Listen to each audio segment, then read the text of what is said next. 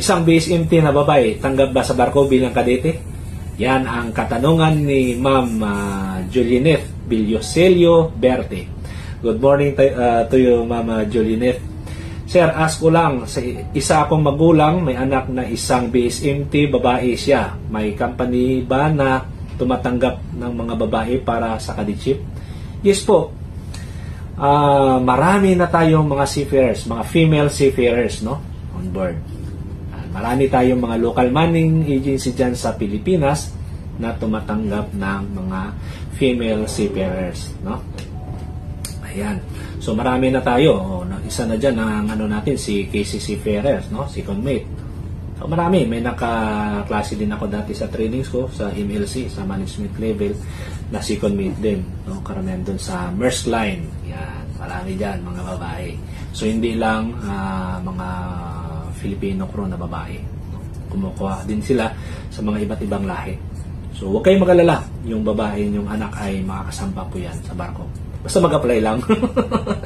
So, panoorin nyo yung video ko paano mag-apply. At huwag kayong mag-alala na yung anak nyo ay isang babae at ang makasama niya sa barko ay puro lalaki. Ayan po ay nire-respeto, no? Hindi pwede nilang abusohin yan. Yan. So, regardless po yung ating kasarian when it comes to the seafarers, no? Tanggap po yan lahat. Kasama na po yung ating mga kabarong mga LGBT. No, marami na tayong mga seafarers diyan na LGBT. So, nire-respeto lahat 'yan, no? Hindi kasalanan ang pinag-usapan dito. Dahil yung ating mga female seafarers, kung ano yung tinatrabaho ng mga male seafarers, ay tinatrabaho din nila.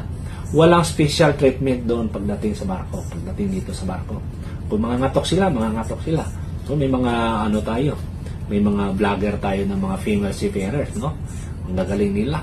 Sa makina, talagang kung anong ginagawa ng mga lalaki, yun din ginagawa nila. O, di ba? So, huwag kayong mag-alala kung ang inyong anak ay babae. Kapag-apply din sa barko. Makapagtrabaho, mag-apply.